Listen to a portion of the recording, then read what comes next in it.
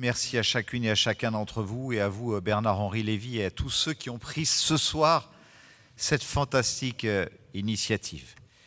Depuis le soir du premier tour, et même si tout au long de cette campagne électorale, je n'aurais cessé de tirer la sonnette d'alarme, j'ai pris, chacun le sait, des positions très claires. Avant-hier, j'étais dans ma région, en Avignon, il y avait autour de moi Olivier Py, il y avait autour de moi Sam Strutze, il y avait Daniel Benoît, il y avait Irina Brouk, il y avait Charles Berling, il y avait Dominique Buzet, il y avait Michel Boujna, il y avait Jacqueline Franjou, tant d'autres encore dans cette terre forte de ces théâtres, de ces opéras, de ces festivals qui font notre richesse culturelle et dont chacun sait qu'ils ne pensent pas, dans une grande majorité d'entre eux, comme moi. Mais j'ai souhaité ce rassemblement de ces forces républicaines chez moi et j'ai été très sensible au fait que vous me conviez aux côtés de tous ceux qui sont réunis dans cette diversité. Parce que ce soir, la force de la République ici d'unir ses citoyens dans toute leur diversité quand elle est en danger, même quand cette union apparaît en temps normal comme improbable, parce que chacun porte alors une vision particulière de la France, de son histoire, de son présent, de son avenir. La mienne, c'est celle du gaullisme dont je suis issu dans mon parcours politique. Hier, aujourd'hui, demain, il restera le fil conducteur de mon engagement, en même temps que j'ai observé avec lucidité ces dernières années ces conservatismes de gauche comme de droite, là où je considère que Jean-Pierre Raffarin est un réformateur de droite et où je considère qu'il n'est pas impossible qu'à un moment, les progressistes de droite et de gauche puissent servir ensemble l'intérêt général de leur pays, et je me retrouve plutôt dans ce camp-là. Alors n'attendez pas de moi que je me mette à manipuler des concepts et des théories. Vous n'y croiriez pas et je n'y serai sans doute pas à l'aise. Je préfère vous parler avec mon cœur et même avec mes tripes. J'ai grandi dans la vénération de la France et de la République. Pourquoi ? Parce que mes grands-parents nés en Italie, dans une Italie pauvre, ont choisi la France. Parce qu'au cours de la Seconde Guerre mondiale, pas un instant ils n'ont eu l'idée de rejoindre ceux qui, à Nice, les appelaient à reprendre leur nationalité italienne et avec elle, à revêtir la chemise noire. La France les a accueillis. Et des sujets qu'ils étaient, elle a fait des citoyens. À l'instar de ma grand-mère qui, comme des millions de Françaises, a voté pour la première fois de sa vie aux élections municipales de 1946. J'ai toujours sur mon cœur, ici, sa carte d'électrice du 31 mars 1946, délivrée par le maire de l'époque, Jacques Cotta, le père de Michel. Elle avait été naturalisée en 1934. Elle en était si fière. Ce jour-là, pour elle, la liberté et l'égalité ont eu une réalité. Elle s'en est souvenue toute sa vie, elle me l'a dit. Et parce que la France les a accueillis, parce qu'elle leur a donné le pain et la liberté, ils avaient un amour, un respect, une vénération infinie pour elle et pour la République. Ils me les ont transmis. Alors oui, ma France, ma République, elles sont dans mon cœur. Et ce que je vois aujourd'hui, c'est que cette France-là, la France de la liberté et du pain, risque de disparaître. Et que face à cette éventualité, évidemment, contenue dans le programme de Marine Le Pen, dans ses projets économiques, sociaux et sociétaux, dont on aura pu mesurer encore un peu plus mercredi soir, combien ils étaient faits d'imposture, on ne s'abstient pas. Qui s'abstient d'agir quand ceux qui l'aiment sont en danger ? Qui s'abstient d'intervenir quand les plus faibles sont menacés ? Qui s'abstient de se battre quand la vie même est en jeu ? Les lâches ? Les aveugles, les égoïstes. Je sais, moi, que l'immense majorité des Français ne se reconnaît pas dans ces caractères. Les Français savent faire preuve d'un grand courage, d'une grande lucidité, d'une grande générosité.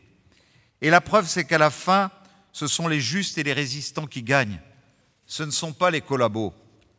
Je viens d'une ville de soleil et de Méditerranée qui a choisi la France en 1860. Lors du vote qui a traduit ce choix, rares sont ceux qui se sont abstenus. Certains ont voté pour l'Italie, la majorité pour la France. La plupart de ceux qui ont choisi la France l'ont fait par conviction, Nombre d'autres l'ont fait par résignation. Mais ils ont choisi. Ils ne sont pas allés à la pêche, comme si ce qui se passait le jour de ce vote ne les concernait pas, n'aurait aucune conséquence sur eux.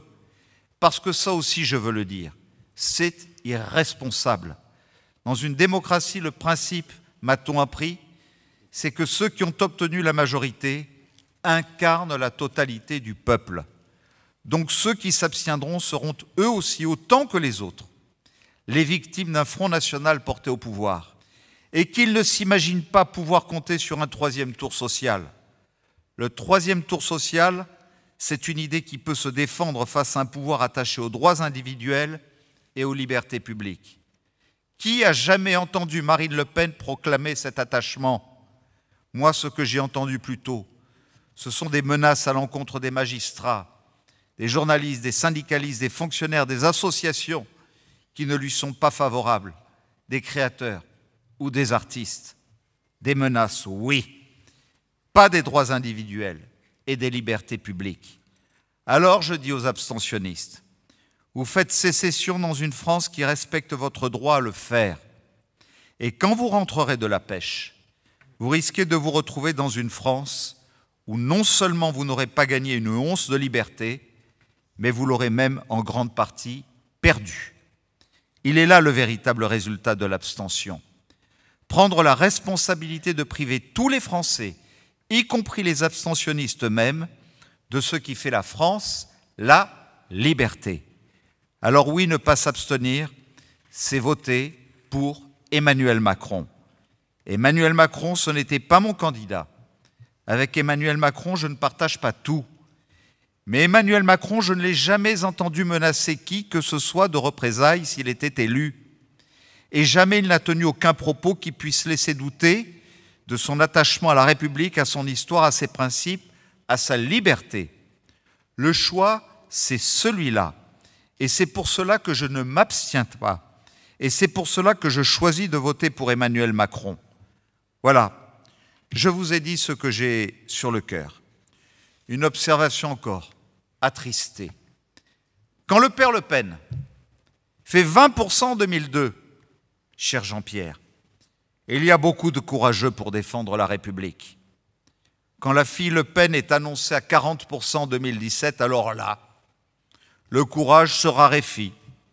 Tout à coup, les mêmes qui étaient prêts à dresser des barricades pour combattre à 1 contre 5 sont beaucoup plus frileux quand le combat s'annonce plus égal.